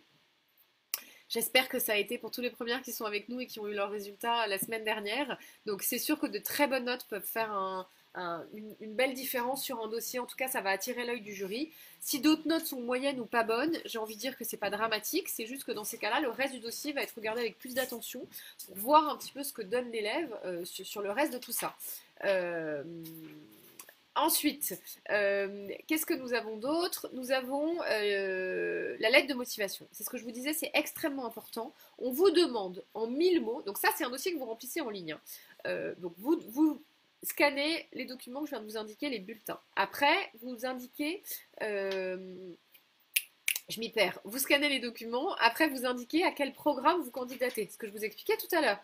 Par exemple, on va dire que je postule en 1 au Havre et en 2 au programme généraliste. Et dans ces cas-là, après, je dois faire ma lettre de motivation. La lettre de motivation, c'est 1000 mots qui vont porter sur pourquoi je postule au Havre en choix 1 et pourquoi je postule au campus généraliste en choix 2. Donc 1000 mots, c'est pas beaucoup, donc il faut trouver les bons mots. Une lettre de motivation, ça se travaille, ça se vit, ça se revit, ça se défait. Mais il est important en fait que vous trouviez les mots justes pour expliquer pourquoi vous correspondez parfaitement à ces programmes, pourquoi ces programmes vous correspondent. Et évidemment que dans la lettre, vous suggériez que Sciences Po finalement vous correspond parce que vous êtes très curieux, vous êtes très ouvert sur l'international et vous êtes très ambitieux. J'espère que vous me suivez et qu'on est revenu à la première slide du live. Donc voilà, donc il y a un vrai travail à faire sur la lettre de motivation qui est très importante et il faut que vous mettiez en avant votre profil, ce que vous avez fait, vos expériences pour qu'on comprenne vraiment pourquoi est-ce qu'on doit vous choisir vous en fait et pas un autre. Et à côté de ça, vous répondez à des questions diverses sur votre personnalité. Il y a d'abord une question sur parlez-nous d'un stage de plus d'1 mois. Alors là, si j'avais le chat, je verrais si vous me disiez qui a fait un stage de plus d'1 mois. Mais en fait, ce serait en général, j'ai très peu de mains qui se lèvent parce que c'est vrai qu'à vos âges, c'est compliqué. Déjà, c'est pas légal avant 15 ans révolus. Et puis, c'est compliqué de trouver du temps. Donc, rassurez-vous, il y a très peu de gens qui remplissent cette case. Par contre, moi, je conseille toujours de dire non, je n'ai pas d'expérience d'1 mois, enfin, de stage de plus d'1 mois. Par contre, j'ai eu la chance de passer 1 semaine dans les coulisses du Figaro. Et là, ça a été une vraie révélation pour moi et le journalisme. Voilà, vous mettez ça, ça suggère, vous avez répondu à la question, mais vous avez un petit peu ouvert.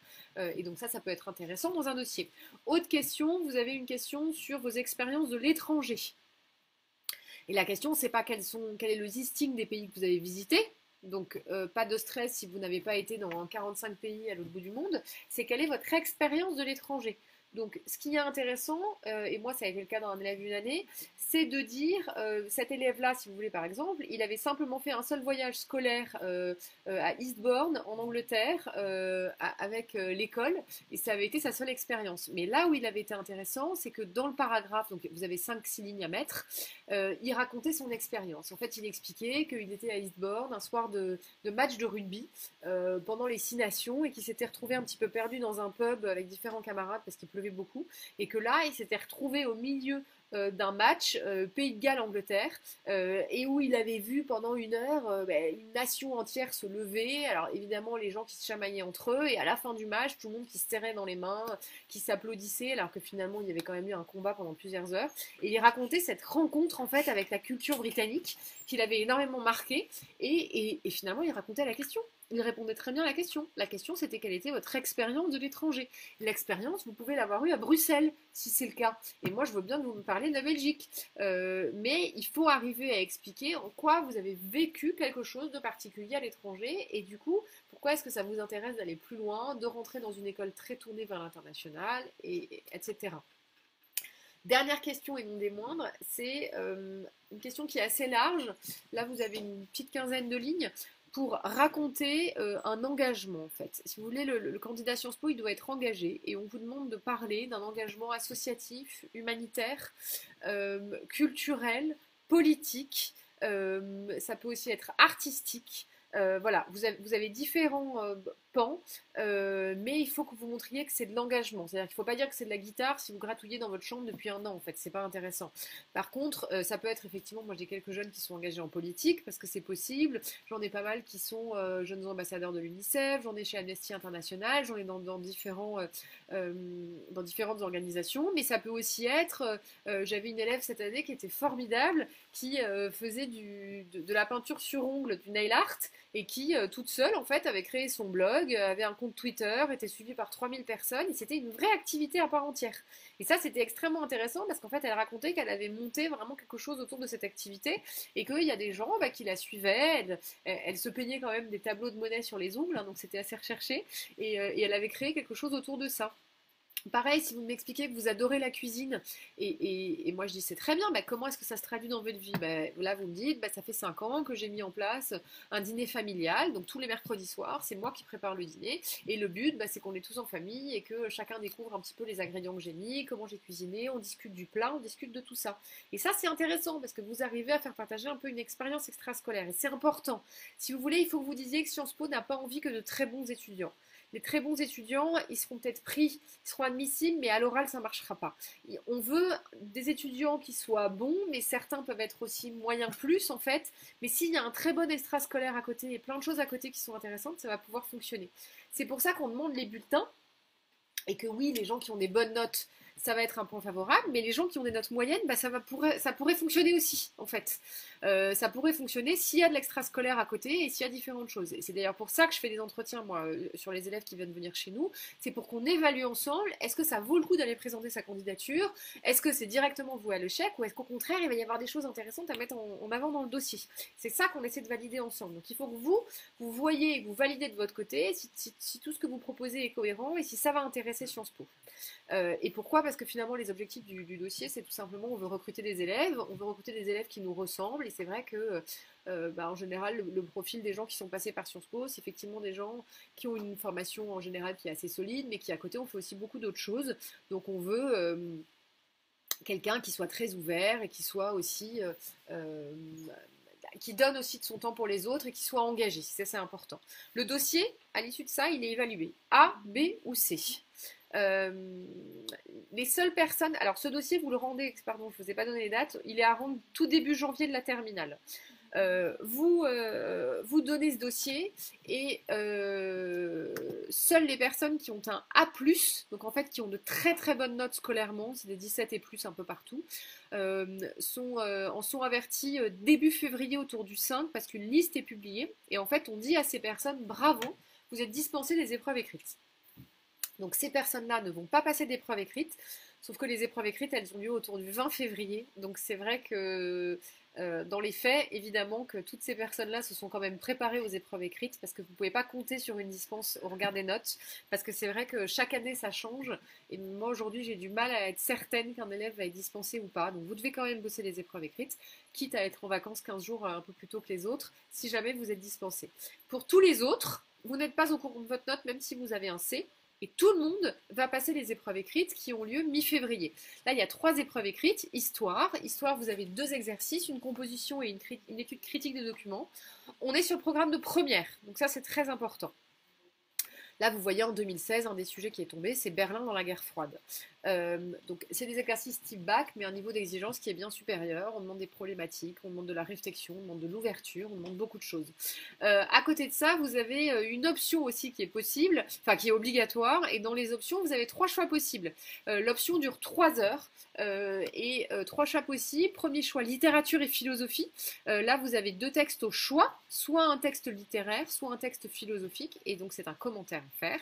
Vous avez ensuite une possibilité qui est mathématique. Ça, c'est quand même conseillé au S, parce que ça porte sur le programme de première S et le début du programme de terminale ES, pardon. Et vous avez 2 exercices, un vrai-faux avec justification, c'est ça qui est intéressant.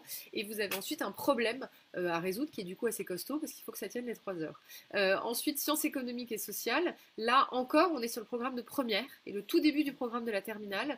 Et on a d'abord une question d'analyse micro-éco ou macroéconomique. Et ensuite, études de documents qui vont être portées soit sur le programme de sociologie, soit sur le programme d'économie. Voilà, donc c'est assez complet. Les questions, c'est finalement quelle option je choisis. En général, si vous êtes en L, vous prenez littérature et philo. Si vous êtes en S, vous prenez maths. Si vous êtes en ES, vous êtes SES. Après, il n'y a pas de règles dans le concours. Moi, j'ai des étudiants cette année, les premiers des classes de littérature et philo, c'était une S et une ES, parce qu'en fait, vous pouvez aussi être allé dans ces filières-là alors que vous adorez écrire et que vous êtes très bon. Et dans ces cas-là, il faut que vous le fassiez valider par des professionnels. Nous, nos élèves, vous faites passer un petit test quand ils hésitent. Ça vaut le coup, en fait, effectivement, de passer littérature et philo, même si vous êtes en S ou en ES, si vous êtes très bon dans les matières, parce que ça peut aussi être intéressant sur votre dossier. Après, il faut vraiment le faire évaluer, parce que dites-vous que vous allez être mélangé dans un paquet de copies si vous prenez littérature et philo alors que vous n'êtes pas en L, où la majorité des candidats sont en L, et donc ont plus d'heures que vous, et donc auraient été plus entraînés que vous. Donc ça peut se faire, mais il faut le faire valider par quelqu'un qui s'y connaît. En langue étrangère, c'est une épreuve d'1h30, et là, c'est toujours un texte d'actualité. Texte d'actualité qui est tiré d'un journal d'actualité. Et sur le texte d'actualité, vous avez donc texte d'actualité. Pardon, parce qu'on pose des questions en même temps, vu que le chat ne marche pas, mais on les donne. Texte, je finis sur l'anglais et je réponds à la question qui vient d'être posée. Texte d'actualité sur l'actualité. C'est formidable. Le concours est en février. En général, le texte a été tiré entre octobre et décembre. Et là, vous avez une partie compréhension, et après, vous avez une partie essai qui est toujours inspirée du thème de l'article, et ensuite, on vous demande d'ouvrir. Voilà, une fois qu'on a dit ça, là pareil sur la langue étrangère, en général vous prenez anglais. Si vous prenez des langues un peu plus rares, faites attention, parce qu'en général les gens qui prennent l'allemand ou encore l'arabe ou le chinois, c'est des gens qui sont très très bons dans ces langues-là. Donc il faut pareil que vous pensiez au paquet de copies dans lequel vous allez être mélangé. Donc si vous prenez allemand, il faut que vous soyez très bon en allemand. Mais ça peut être judicieux aussi de prendre une langue un peu plus rare, donc il faut y réfléchir. Ces épreuves-là, elles sont notées sur 20, COEF 2 pour l'histoire, COEF 2 pour l'option, COEF 1 pour la langue étrangère. On fait la moyenne de tout ça. Et cette année notamment, si vous aviez au-dessus de 12,5, pardon, au-dessus de 12,5, c'est ça, vous aviez ce qu'on appelle un A. Si vous aviez entre 11,5 et 12,5, vous aviez un B. Et en dessous de 11,5, vous aviez un C. Pour répondre à la question, est-ce qu'on peut être dispensé d'épreuves écrites avec 14 et 16 au bac de français? Alors Simon, en fait, il y a beaucoup d'élèves qui passent Sciences Po qui ont des 18 et des 20. Donc 14 et 16, ça suffirait pas, mais ça dépend. Si tu veux, on va pas regarder que les épreuves. Pour le coup, vraiment, pour la dispense, on va regarder tous les bulletins de seconde, de première et le début de la terminale et les notes au bac de français. Et là, on va vouloir des 18 et des 19 partout. Exemple, moi, des gens qui ont eu ces dispenses-là cette année, c'est des gens qui avaient eu 18 et 20 au bac de français, ou j'ai eu 19 et 20, ou 17 et 18. Voilà, c'est vraiment des très bonnes notes. Donc en fait, ça dépend du reste du dossier, mais 14 et 16 pour une dispense, ça va être un peu difficile. Donc voilà, mais ne t'inquiète pas, tu as la chance du coup de pouvoir passer les épreuves écrites, et pour essayer d'avoir un peu plus de chance pour encore intégrer. À côté de ça, on a ensuite l'oral. Donc si vous voulez, pour savoir si vous êtes admissible, si vous allez passer cette orale, on fait la moyenne de la note du dossier et la moyenne des épreuves écrites. Si vous avez eu A et A, vous êtes convoqué à l'oral. Si vous avez eu A et B, vous êtes convoqué à l'oral. B et A, vous êtes convoqué à l'oral. Si vous avez eu B et B, vous ne pouvez pas être convoqué à l'oral. Si vous avez eu C aux écrits, vous ne pouvez pas être convoqué à l'oral, même avec un A au dossier. Et si vous avez eu, ça c'est un peu la subtilité, si vous avez un C au dossier, vous pouvez éventuellement être admissible, mais là dans ces cas-là il y a deux conditions nécessaires et suffisantes, mais il y en a deux. La première, c'est qu'il faut que vous ayez eu un A aux épreuves écrites, et la deuxième, en tout cas c'est ce que j'ai vu sur mes étudiants, c'est qu'il faut avoir eu une très bonne note en histoire. Et c'est ces deux conditions-là qui permettent d'outrepasser, on va dire, une note, un C au dossier. Ok? Donc là, on arrive à l'oral d'admission. Alors, les résultats d'admissibilité, vous les avez fin mars. Les entretiens d'admission ont lieu fin avril, début mai. Et là, on arrive à l'oral d'admission. Et à l'oral d'admission, c'est quoi? C'est 20 minutes. 20 minutes avec deux jurys, un membre du corps professoral de Sciences Po, un membre de l'équipe plutôt académique. Pardon, de l'équipe administrative. Si vous avez postulé un double diplôme, il y a une troisième personne qui vient s'ajouter, et la troisième personne est un membre de la fac partenaire, ce qui paraît assez logique, vous allez défendre votre dossier devant la fac partenaire. Une fois qu'on a dit ça, donc c'est un oral qui peut être assez compliqué en fait pendant 20 minutes, soit il va être très basique et ça va porter sur votre dossier, on va vous vérifier que vous n'avez pas menti dans le dossier, que vous parlez vraiment de vos engagements, que vous racontez un peu vos expériences, soit ça peut aller très loin, donc ça peut être typiquement, est-ce que vous étiez ce soir soir au meeting d'Emmanuel Macron? Est-ce que vous vous sentez plutôt en marche ou à reculons?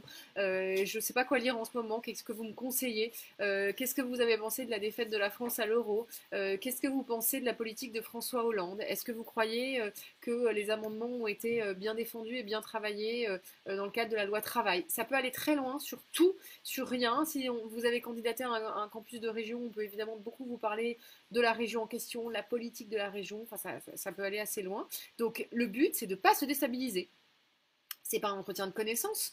On sait que si vous êtes là, c'est que vous êtes bon, soit parce que vous avez eu un A+, donc vous êtes un bon élève, soit parce que vous avez fait des bons écrits. Donc on n'est pas là pour tester votre connaissance, on est là pour tester votre résistance. Le but, c'est, moi je peux vous dire, à mon entretien, j'ai jamais donné aucune réponse, enfin, j'ai jamais répondu à la question, mais j'ai toujours répondu quelque chose.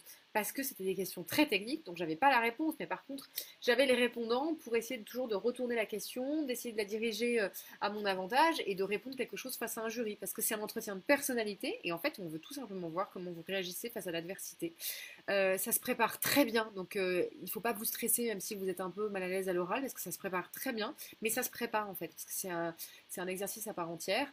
Et inversement, ceux qui sont bons à l'oral, ça ne se passera pas forcément bien. Donc il faut le préparer pour être très, très à l'aise en fait. Et puis arriver à montrer que bah, si on est là, on a le droit, et puis il faut nous prendre, et puis c'est tout. Donc voilà. À l'issue de l'entretien, vous avez un A, un B ou un C. Si vous avez un A, vous êtes pris d'office. Si vous avez un C, ça s'arrête. Si vous avez un B, on va regarder un petit peu ce qui s'est passé avant. Donc on va regarder notamment ce qu'il y avait dans le dossier. On va regarder les épreuves écrites pour voir. Et en fonction de tout ça, ben, on verra si vous êtes admis ou non à Sciences Po. Voilà. Il n'y a pas de liste d'attente, ça je précise. Donc soit vous êtes admis tout de suite, soit ça s'arrête. Les résultats sont publiés le lendemain de la fin des écrits du bac. Ça c'est pour vous épargner un petit peu, c'est sympa. Et c'est là que du coup vous pouvez voir... enfin avoir les résultats d'admission. Alors, les épreuves des IEP de province, c'est différent. Sur le concours commun, donc ce dont je vous parlais tout à l'heure, Saint-Germain-en-Laye notamment, Lille, Aix-en-Provence, il n'y a pas d'oral, il n'y a pas de dossier. Donc c'est pour ça que dans une stratégie, ça peut être un peu différent d'aller le présenter. Par contre, on porte sur les programmes de terminale. Donc c'est pour ça que c'est pas forcément compatible de passer et le concours commun et Sciences Po Paris. Il faut réfléchir un petit peu. Programme de terminale en histoire, vu que là vous avez toujours un sujet de dissertation qui est proposé en 3 heures sur ce programme de terminale. Vous avez une épreuve de langue qui est presque la même chose que celle de Sciences Po Paris, donc sur la base d'un texte d'actualité, mais en plus vous avez des synonymes. Et vous avez une épreuve de questions contemporaines. C'est une épreuve un peu de sociaux, éco, droit, Sciences Po, c'est un peu tout. Et en fait, on vous donne 2 thèmes. Et cette année, on a eu école et démocratie. Et sur la base de ces 2 thèmes, on vous pose un sujet de disserte. Donc l'un des sujets de l'année, ça a été l'école réduit-elle les inégalités sociales. Et vous avez 3 heures pour disserter. Les thèmes de l'année prochaine viennent d'être annoncés. Donc là, on est sur la sécurité et la mémoire. C'est des thèmes qui sont toujours choisis en lien avec l'actualité. Notamment la sécurité trouve un sens en fait dans l'état d'urgence qu'on connaît depuis quelques mois. Donc voilà. Donc c'est un autre concours qui est plus compatible avec la terminale, mais qui donne accès à d'autres instituts. Donc il faut voir si ça peut être stratégique ou pas de le passer. L'IEP de Bordeaux, à mon sens, est très compatible avec des élèves qui passent Sciences Po Paris. Parce que vous avez 3 épreuves, et notamment l'épreuve d'histoire, qui est une épreuve importante, qui porte sur le même programme que Sciences Po Paris, qui est simplement une épreuve de 2 heures avec un sujet de disserte. Donc c'est vrai que quand vous avez préparé l'épreuve d'histoire de Paris, en fait, vous avez préparé l'épreuve d'histoire de Bordeaux. Donc moi, je dis que c'est peut-être intéressant de passer à la fois, Bordeaux, en tout cas de rentabiliser tout le boulot que vous avez accompli pour aller passer Bordeaux en parallèle de Paris. Vous avez une épreuve de langue pour Bordeaux qui est quasi la même que pour Paris, sauf que vous rajoutez un peu de traduction. Et vous avez une note de synthèse, composition sur un thème d'actualité à partir d'un dossier. Et là, c'est que de la méthode en fait, parce que c'est comment synthétiser différents documents en fonction d'une problématique. Donc c'est vrai que si vous voulez, moi typiquement, nos élèves, ils ont préparé Sciences Po Paris cette année, ils sont allés le passer en février. Après, ils sont juste revenus 2 week-ends en mars pour faire 2 week-ends accélérés Sciences Po de province. Et ensuite, ils sont allés passer Sciences Po Bordeaux, excusez-moi. Et ensuite, ils sont allés passer Sciences Po Bordeaux. Grenoble, c'est différent, c'est une épreuve sur ouvrage. Donc ça, c'est un ouvrage à travailler, un peu en mode fiche de lecture. Et ensuite, une toute petite épreuve de langue vivante. Ça se travaille assez bien tout seul. Une fois que vous avez le bon ouvrage et que vous avez le bon angle, ça se fait assez facilement.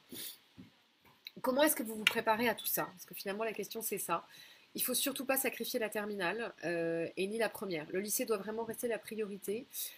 Pourquoi? Il faut toujours parler un peu statistique. À Sciences Po Paris, vous avez à peu près 7000 candidats chaque année. Ils en prennent environ 10-11%. Donc c'est pas beaucoup. Les Sciences Po de province, c'est à peu près pareil parce que vous avez plutôt 9-10 000 candidats.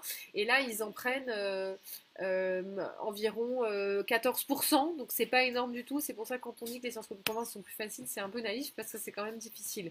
Donc ça veut dire qu'il y a un aléa. Et l'aléa, il est qu'il faut préparer ces concours-là, y aller à fond, mais vous n'êtes pas sûr de l'avoir. Donc, pour moi, ce qui ne doit pas être un aléa, c'est le lycée. Donc, vous devez bosser à fond le lycée. C'est de toute façon des concours qui sont très bénéfiques parce que ça vous donne de la méthode. Et moi, j'ai 80% de mes étudiants cette année au cours du Parnasse qui ont eu des mentions très bien au bac. Et c'était pas du tout des étudiants qui avaient 18 partout avant d'arriver chez nous. Mais ils ont eu de la méthode, ils ont bossé, ça a été hyper efficace. Donc, voilà. Objectif 1, c'est la première, c'est la terminale, c'est le lycée. Ça, c'est très important. Vous devez absolument prévoir un plan B. Le plan B, ça peut être quoi? Ça peut être les Sciences Po de province quand vous pensez à Sciences Po Paris. Ça peut être des universités en France, notamment les doubles diplômes. À l'étranger, vous avez plein de diplômes intéressants. Ça peut être des prépas. Vous avez les Hippocagnes, vous avez les écoles de commerce, vous avez différentes choses. Ça peut être aussi des nouvelles formations comme la D1 ou le PSE qui sont des formations diverses. Je vous laisse noter là les noms qui apparaissent et chercher sur Internet, mais cherchez un plan B qui vous corresponde parce que vous serez tellement plus zen pour aller passer le concours et tellement plus efficace que le fait d'avoir anticipé sur ce plan B va changer beaucoup de choses dans l'efficacité de votre préparation. Donc pensez-y. Vous devez aussi vraiment engager une démarche de travail personnel. Donc vous devez vraiment bosser l'histoire, bosser vos fiches et notamment rebosser tout le programme d'histoire de la première. Ou si vous êtes en première là, commencez dès maintenant à le faire sous un bon angle en fichant le Bechstein et Milza, histoire du XXe siècle. Il y a 4 tomes différents. Vous devez absolument vous tenir informé de l'actualité. Ça c'est essentiel, essentiel. Mais ça peut être oui, lire Le Monde ou lire Le Figaro, ça c'est intéressant, mais parfois ça peut être un peu indigeste. Ça peut aussi être tous les matins, écouter la radio, écouter des podcasts, écouter iTélé, les flash infos, ça dure 1 minute, mais au moins vous êtes au courant de ce qui se passe, c'est très important. Et vous devez mener un travail de réflexion pour vous.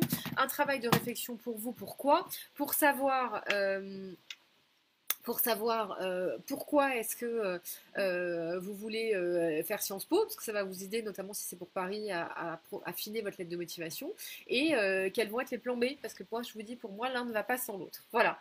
Les avantages collatéraux, c'est évident que quand on prépare Sciences Po Paris, aujourd'hui, nous, on le conseille, quand on peut le faire, de le faire dès la première, parce que c'est un énorme bénéfice, parce que c'est vrai que c'est bien, en fait, dès le début, de voir les programmes sous le bon angle. Ça permet de mieux le digérer, donc c'est vrai que c'est un bénéfice direct quand vous êtes en début de première et que vous commencez à préparer Sciences Po Paris. Euh, les notes, en général, s'en ressentent tout de suite, parce que c'est vrai que vous avez une méthode qui est beaucoup plus forcée. Mais même quand vous êtes en terminale, que ce soit pour Sciences Po Paris ou Sciences Po de province, les notes, en général, augmentent énormément, parce que vous acquérez une méthode et aussi une envie que vous n'aviez pas forcément avant, qui fait qu'il y a une synergie qui est absolument indéniable entre lycée et concours. Et après, vous avez l'enrichissement personnel. Je pense que ça vous apprend beaucoup, vous mûrissez beaucoup et ça, c'est très important. Une fois qu'on a dit ça, comment est-ce que vous vous préparez au concours? La question elle est toujours de se poser, est-ce qu'il faut faire une prépa? La réponse, elle est que 90% des gens font des prépas. Et d'ailleurs, Sciences Po Paris le dira jamais vraiment, mais c'est pour ça aussi que là, je vous ai mis un peu l'extrait du rapport du jury du concours commun 2015, où en fait le jury dit qu'il nous paraît peu honnête de dire que le concours commun peut être réussi sans s'y être préparé ou en étant simplement un excellent lycéen. Donc ça veut dire qu'en fait tout le monde fait des prépas. Nous, on a eu plusieurs politiques par rapport à ça. Soit on aurait pu faire la politique de l'autruche et dire tant pis pour ceux qui ne peuvent pas se payer de prépa. Nous, on a pris notre parti de dire que c'était pas très juste et que du coup, il fallait aussi ouvrir notre prépa parce qu'évidemment, c'est des enseignements qui coûtent de l'argent parce qu'à partir du moment où vous avez des bons profs, il faut les payer. Et c'est pour ça que nous, on a mis en place une grande politique égalité des chances qui permettent aussi aux gens qui n'ont pas forcément les moyens d'accéder à cette prépa un peu obligatoire. Mais en tout cas, en postulant chez nous par une procédure particulière, d'avoir une bourse qui va de 10 à 90% du montant de la prépa. Et c'est comme ça que cette année, on a pu préparer beaucoup d'élèves au terme de cette politique-là et qui ont beaucoup enrichi les classes et où ça a été très très bénéfique pour tout le monde. Voilà. Mais il faut quand même savoir que le passage par la prépa est un peu obligatoire pour tous ces concours-là. Alors, nous, maintenant que j'ai fini tout ça, j'espère qu'en tout cas vous avez un peu plus compris ce qui se passait pour Sciences Po, quelles sont ces Sciences Po, quels sont les différents Sciences Po. Donc j'espère que c'est plus clair pour vous. J'ai à nouveau accès au chat, donc si vous voulez poser des questions, n'hésitez pas. Il me reste 5 minutes parce que j'ai presque plus de voix pour vous dire un petit peu les cours du Parnasse, en quoi on est différent. Donc nous on est une prépa qui est plus récente parce qu'on a à peu près 7 ans d'existence. C'est vrai qu'on s'est assez vite démarqué parce qu'on a eu très vite de bons résultats, peut-être par une pédagogie qui est un peu différente. Déjà, on a des cours en petite classe parce que c'est des cours de 25 élèves maximum qui sont gérés par des enseignants qui sont très spécialistes du concours. Ils ont cette particularité pour beaucoup d'être assez jeunes, ils ont plutôt 35 ans, très capés en termes d'études parce qu'ils sont tous agrégés et ou normaliens. Par ailleurs, enseignants, ça j'y tiens beaucoup, donc ils sont soit enseignants en université, soit enseignant en lycée, et en fait très en phase avec le concours. Moi, je tiens beaucoup à ce que les professeurs, tous les ans, revoient les maquettes pédagogiques, réfléchissent aux épreuves, etc. C'est vrai qu'ils sont très imprégnés du concours, ils se remettent sans arrêt en question, et ça, c'est une vraie force. Et aussi, leur force, c'est de faire qu'on a des élèves qui sont très contents de venir chez nous, qui sont très ouverts, très curieux. Donc, il y a beaucoup d'échanges, en fait, pendant les cours, et ça fonctionne, du coup, très bien. Accompagnement individualisé par un tutorat, que je vais vous expliquer. Il y a évidemment un espace de travail en ligne qui permet notamment d'avoir accès à des cours, si jamais on a manqué quelque chose de rattraper, tout ça c'est assez sécurisant. On essaie d'être très disponible, donc c'est vrai que je pense que c'est aussi un peu une de nos particularités, et vous avez la possibilité de nous adresser pas mal de devoirs en plus, donc ça c'est aussi assez bénéfique pour vous. Préparer Sciences Po Paris chez nous, ça veut dire quoi? Ça veut déjà dire se préparer au dossier de candidature. Donc vous avez en fait deux petits ateliers, un atelier de connaissance de soi pour savoir si vous êtes plutôt un leader, un créatif, un manager. Une fois que vous avez identifié ça, ça va vous permettre de mettre des mots en fait sur votre caractère, et peut-être ça va être des choses intéressantes à dire dans la lettre de motivation. Et une fois que vous avez eu cet atelier, on vous envoie un carnet dans lequel vous racontez un peu votre vie, et on transmet ce carnet à la personne qui va devenir votre tuteur. Et votre tuteur vous contacte et vous prenez un rendez-vous avec lui ou elle, et vous le ou la rencontrez pendant 1 heure et vous discutez. Vous discutez de votre profil, ce que vous avez fait jusqu'à présent, est-ce qu'il y a assez d'associatifs, est-ce qu'il y a assez de sportifs, quel programme serait intéressant pour vous à Sciences Po, qu'est-ce que vous pourriez faire. Vous discutez un petit peu de tout ça, et en fonction de ça, ensuite vous allez décider de voir un petit peu quelle va être la stratégie à adopter. Une fois que vous avez affiné cette stratégie, on vous envoie le canevas du dossier Sciences Po, vous rédigez un projet, en général il y a pas mal d'échanges de mails avec le tuteur, et une fois que le tuteur considère que votre projet est relativement abouti, il vous refixe un deuxième rendez-vous et là vous rediscutez. Pourquoi t'as pas parlé de ça? Pourquoi t'as pas insisté là-dessus? Vraiment, il affine sur plein de choses. À l'issue du rendez-vous, vous faites en général beaucoup de modifs, il y a beaucoup d'échanges de mails, jusqu'à ce que le tuteur valide le dossier, juste avant l'envoi à Sciences Po, c'est-à-dire fin décembre. Et ça, c'est un accompagnement, si vous nous rejoignez en première, qui commence dès la première, et si vous nous rejoignez en terminale, qui se fait entre septembre et décembre. Une fois qu'on a préparé donc à ce dossier de candidature, on prépare les épreuves écrites. Les épreuves écrites, c'est quoi? C'est un fonctionnement qui est assez particulier. Alors pour les élèves de première, vous verrez le calendrier tout à l'heure, on propose uniquement des stages pendant les vacances. C'est complètement assumé, c'est volontaire de notre part, tout pour la simple et bonne raison que les premières en fait ont du mal à s'impliquer vu la date du concours assez éloignée. Vous avez du mal à vous impliquer les week-ends, et moi je peux le comprendre. Surtout moi les week-ends, j'ai besoin que vous fassiez de l'extrascolaire pour nourrir le dossier Sciences Po, et il faut aussi que vous bossiez le lycée, et c'est pour ça que c'est vrai que les vacances s'y prêtent mieux. C'est 1 semaine de vacances à chaque fois, donc vous avez quand même des vacances à côté, et aussi l'intérêt, si vous voulez, pour la première, c'est qu'en dehors des semaines de vacances, vous êtes quand même en phase avec le programme, parce que c'est ce que vous faites quand même au lycée toute la journée. Les terminales, c'est un peu différent. Là, vous avez le choix entre venir soit pendant les vacances, soit les week-ends, sachant que tout le monde commence forcément par une semaine de pré-rentrée le 22 août pour se lancer un petit peu dans la préparation. Alors, pour vous décrire une semaine type chez nous, on a en fait découpé les programmes. Donc, sur Sciences Po Paris, sur les terminales par exemple, il y a 4 périodes de cours.